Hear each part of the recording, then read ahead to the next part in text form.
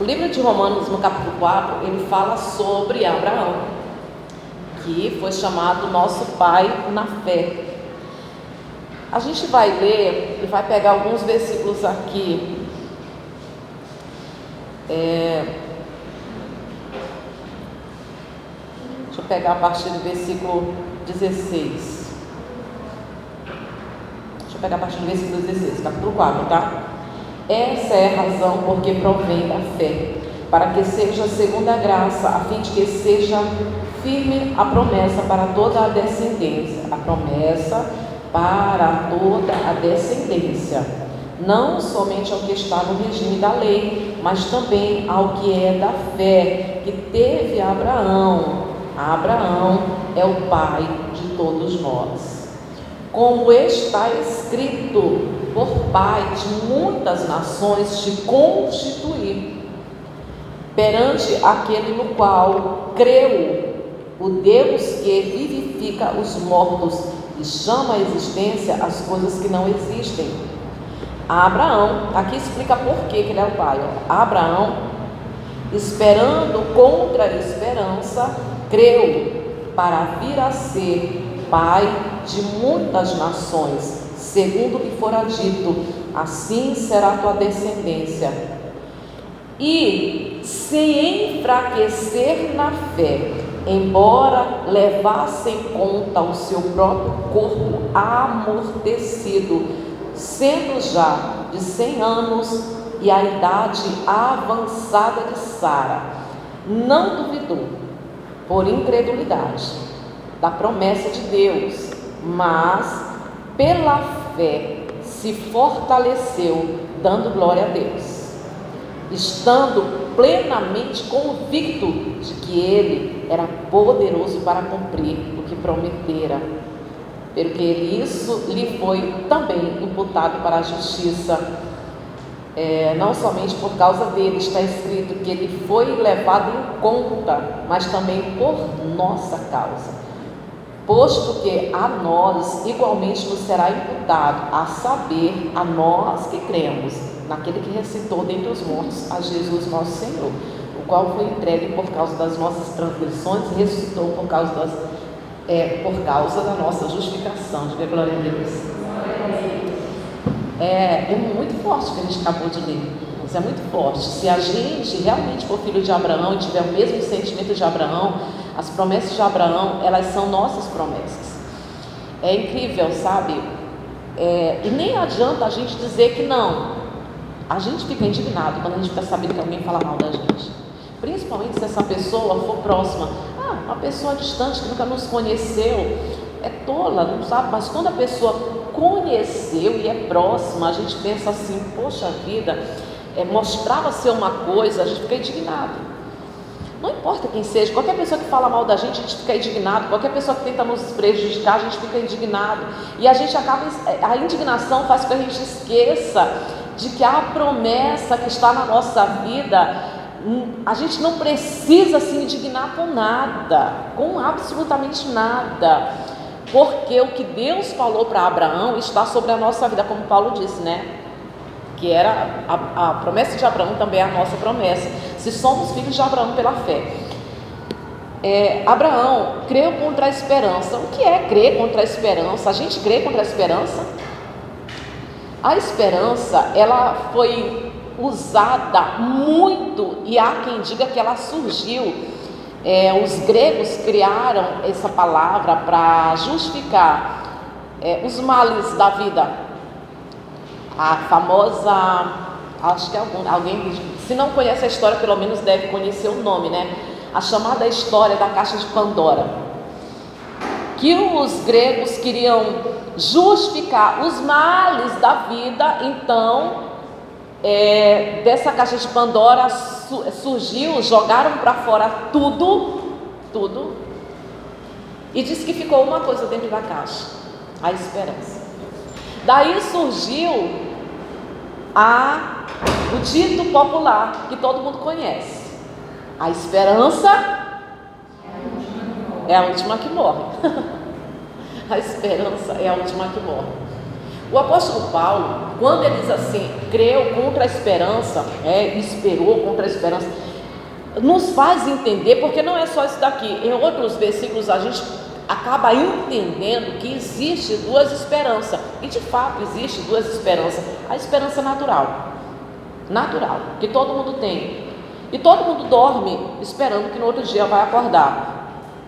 E todo mundo acorda esperando que o dia vai ser normal. E essa é a esperança, né? Esperando que não vai ter notícia ruim, a esperança,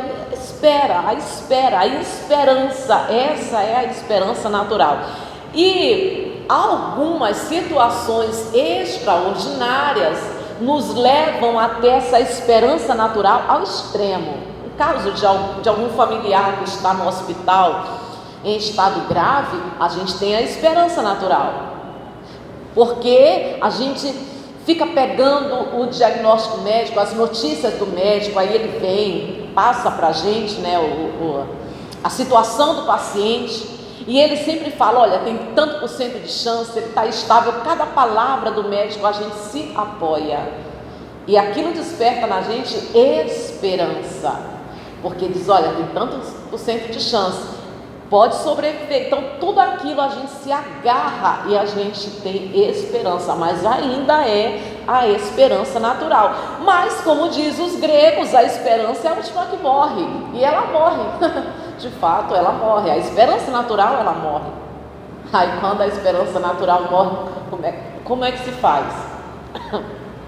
Aí tem que vir, aí tem que surgir a esperança espiritual. Porque no caso de Abraão, ele não tinha o que esperar,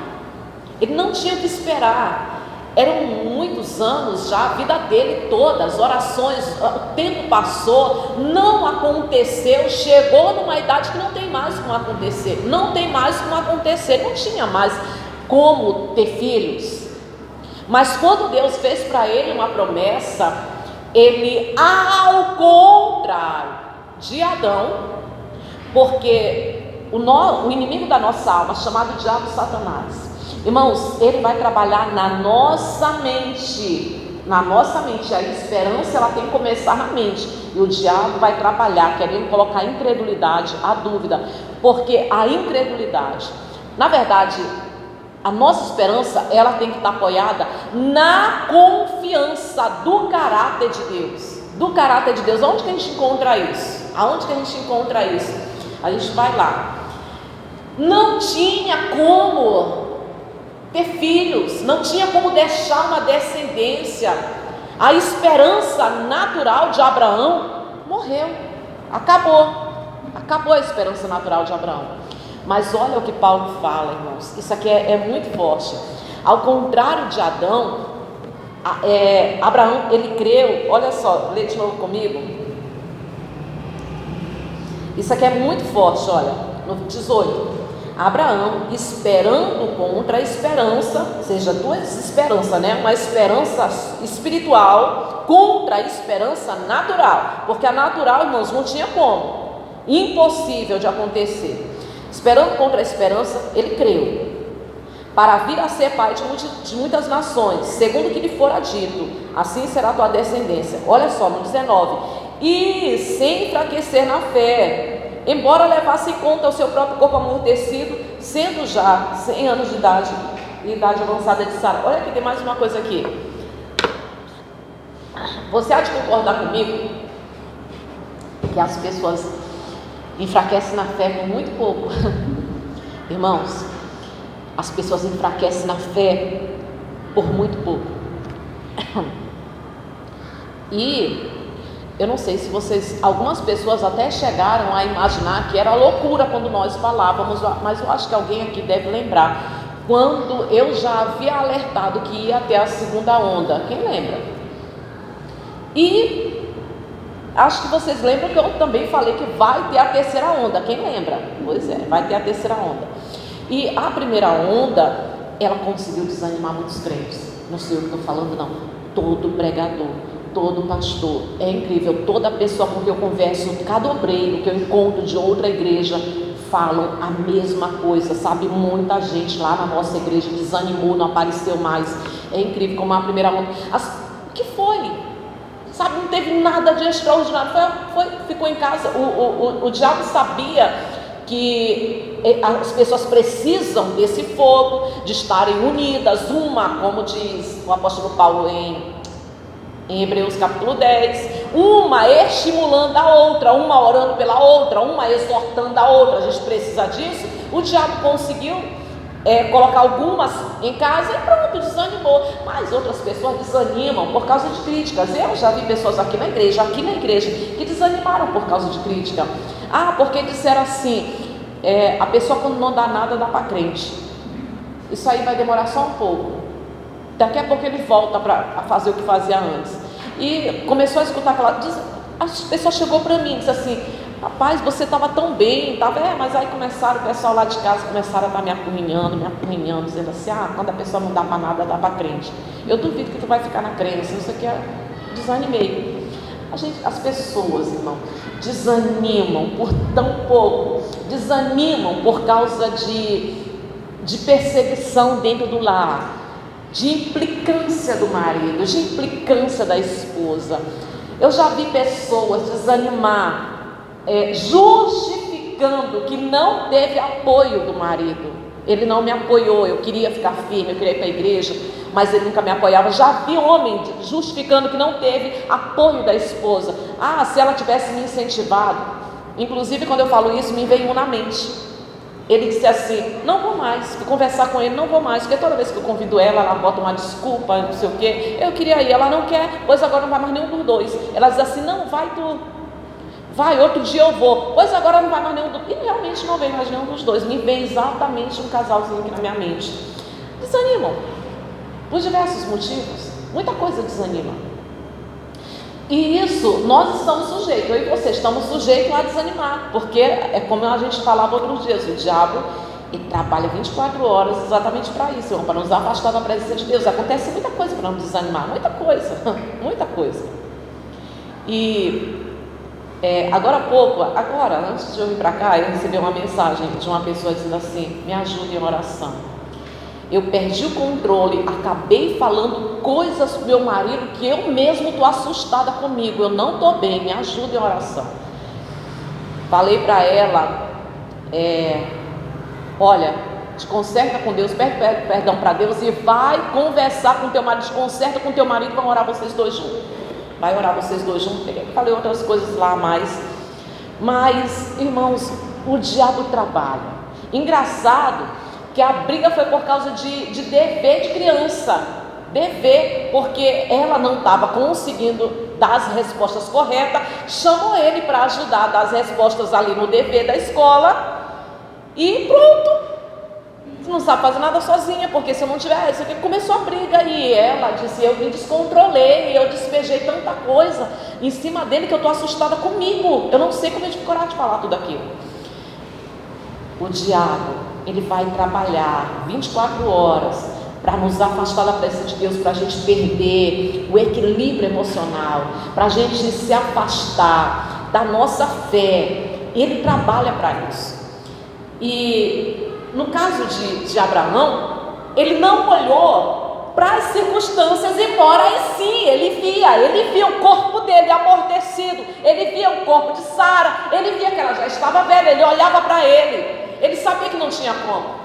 Mas, apesar do impossível, a Bíblia diz que ele não desanimou, porém ele se fortaleceu na fé. Vamos pegar de novo esse versículo aqui? No 19. E sem enfraquecer na fé. Dá uma pausa rapidinho, deixa eu comentar mais uma coisa. Ele olhava para ele. Olha, naquela época não tinha espelho, mas ele via, ele olhava para ele, o corpo dele já amortecido. Sara já havia cessado o costume das mulheres. Ele olhava para a esposa dele, não tinha como, era impossível. A gente também olha, você também olha, você olha o estado do teu filho, aparentemente também não tem mais jeito não. Você olha, a situação do teu marido, você olha para as postagens da tua filha, você olha o procedimento do marido, da esposa, você olha assim, e o que você vê, a situação, a circunstância, o que está diante das tuas vistas, a situação que você vê, o estado do marido, o estado da esposa, do filho, você diz assim, tem jeito não, esperança natural aqui já morreu. Morreu, tem mais esperança natural não. Jesus suscita espiritual, porque eu olhando para essa criatura, não tem mais jeito, tem mais solução, é impossível. Olhando para minha filha, olhando para o meu filho, é impossível, é impossível. E ele olhava assim, e ele via a impossibilidade. Mas se nós somos filhos de Abraão, a gente tem que fazer exatamente como ele fez. Ou a gente é filho ou a gente não é filho, não tem meio termo. Não é bastardo, porque Deus não tem bastardos. Então, se nós somos, a gente tem que fazer igual, exatamente como ele fez. As circunstâncias dizem que não. Você olha para o teu marido, esse daí nunca vai se converter. Humanamente falando, da esperança natural acabou. Mas, continuando, e sem enfraquecer na fé, não enfraquecer, irmão, não enfraquecer na fé, embora levasse em conta o seu próprio corpo amortecido, sendo já de 100 anos de idade e a idade avançada de Sara. No 20, olha, não duvidou por incredulidade da promessa de Deus, não duvidou. Dá uma pausa aqui, deixa eu comentar uma coisa com vocês que é importante, que é praticamente a base da mensagem, é o foco. Na verdade é o título, né? É o que eu vou falar para você agora. Talvez você não tenha nada para se apegar, para crer, para esperar, para apoiar a tua esperança, humanamente falando. As circunstâncias são totalmente ao contrário. Talvez você não tenha nada, você não tenha absolutamente nada. A única coisa que você tem é o mesmo que Abraão tinha, a promessa de Deus. E isso é suficiente. Abraão tinha a palavra de Deus. Abraão tinha a palavra de Deus. Se você conhece a palavra de Deus, se você sabe tudo aquilo que Deus falou a teu respeito, se você sabe que você é também descendente, como o Paulo está dizendo aqui, descendente de Abraão, possuidor das mesmas promessas de Abraão, você não tem nada, mas se você tem a promessa de Deus, é essa promessa, essa palavra que Deus fala a teu respeito, é o que Deus fala sobre a tua família, é o que Deus fala sobre o teu filho, é o que Deus fala sobre a tua esposa, sobre o teu marido, isso é suficiente. Aí, não duvidou por incredulidade da promessa de Deus, mas pela fé se fortaleceu dando glória. Você está entendendo, irmão? Em tudo dá graça. Se fortaleceu, se fortaleça.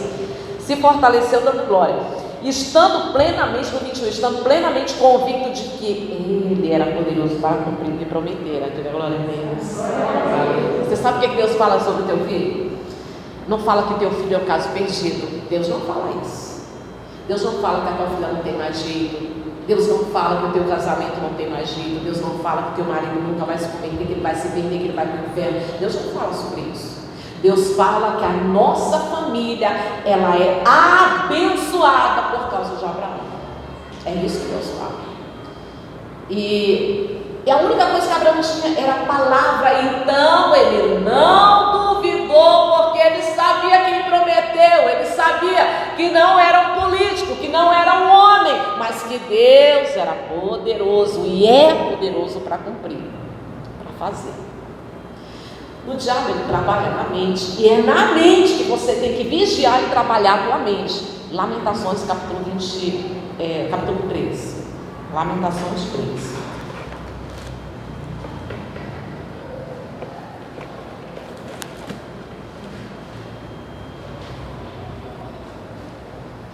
Lamentações 3.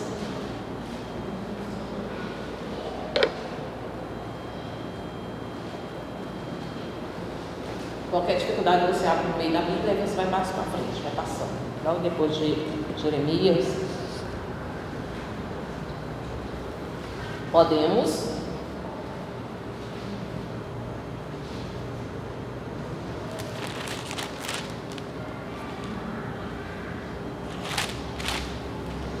Vamos lá.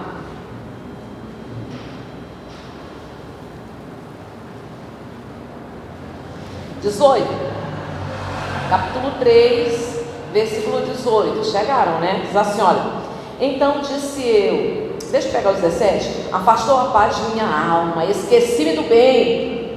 Então disse eu: já pereceu a minha glória, como também a minha esperança no Senhor. Ele dá uma pausa. Olha só, irmãos, você está entendendo o que Jeremias está dizendo? Acabou a esperança. A esperança é a última que morre. A esperança morreu. É isso que ele está dizendo. Até a minha esperança morreu, acabou. Não tenho mais esperança. Mas, olha só. 19. Lembra-te da minha aflição, do meu pranto, do absinto e do veneno. Minha alma continuamente os recorda e se abate dentro de mim. O que se recorda? Se recorda do sofrimento. Olha aqui para mim rapidinho. Sabe o que abatia a alma de Jeremias? Sabe o que entristecia, angustiava, desanimava Jeremias? Quando ele olhava para a situação dele, para a família, quando ele olhava a situação financeira dele, quando ele olhava a qualidade da comida em cima da mesa, quando ele olhava a carteira de trabalho sem estar assinado, quando olha para a circunstância, quando olha para o filho, quando olha para o marido, olhar para as circunstâncias, olhar, sentir o que está acontecendo, o que está vivendo no momento, deixava a alma dele abatida. E ele disse assim: perdi a esperança. Mas a esperança, ela morre. Se a esperança é a última que morre, a esperança dele morreu. E aí, no 20, né, a minha alma continuamente os recorda e se abate dentro de mim. Quer trazer à memória o que me pode dar esperança. Dá uma pausa aqui. Aí, como dizem outras traduções, aí eles assim, eu prefiro essa tradução, que não é a minha aqui, mas eu prefiro essa, que alguém deve ter por aí, assim: torno a trazer à memória. Alguém está com essa? Torno a trazer à memória.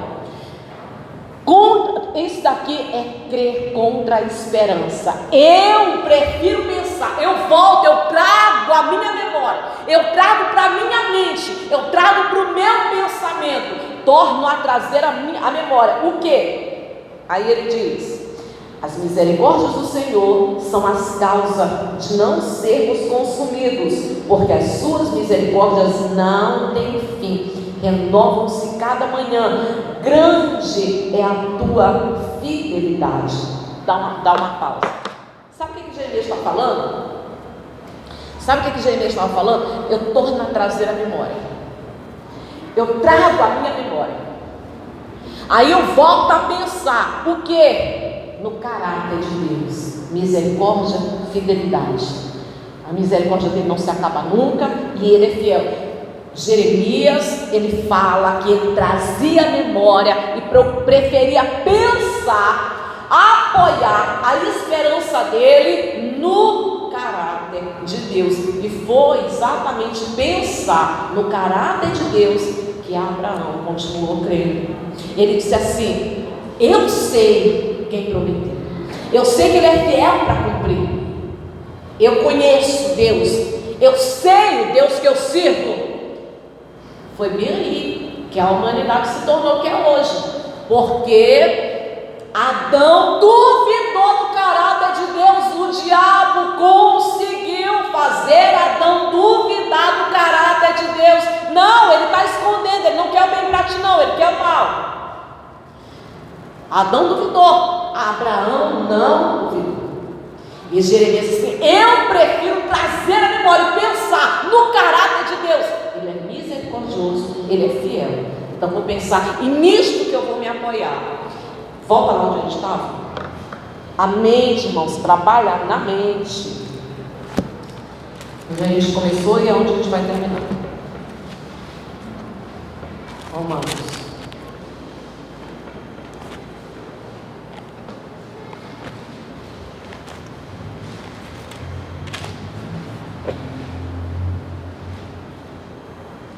Romanos. Deixa eu voltar aqui no 17. como está escrito: por pai de muitas nações te constituí, perante aquele no qual creu, o Deus que vivifica os mortos e chama à existência as coisas que não existem. Abraão, esperando contra a esperança, creu para vir a ser pai de muitas nações, segundo que ele fora dito: assim será sua descendência. Dá uma pausa. Deus chama à existência aquilo que não existe. Deus chama à existência aquilo que não existe. Você sabe qual é essa segunda esperança? A primeira esperança é a natural e ela morre. E você sabe o que é a segunda esperança? A segunda esperança, ela é a esperança espiritual. O sinônimo dela, a palavra sinônimo, é fé. Fé.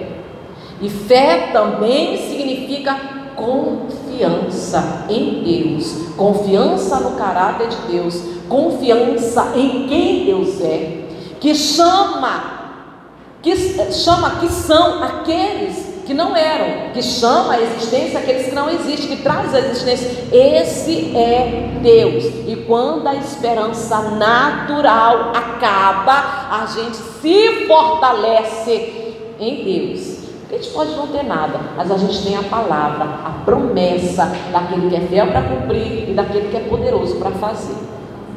A gente pode não ter nada, irmãos, nada, mas a gente sabe o que está escrito a nosso respeito, a nossa família, e quanto a isso, a gente não duvida, a gente sabe que o caráter de Deus não é duvidoso. Amém, Jesus? A gente se fortalece e sabe que tudo aquilo que Deus falou a nosso respeito vai acontecer. Amém? Se coloca de pé, vamos fazer uma oração. Isso, se coloca de pé.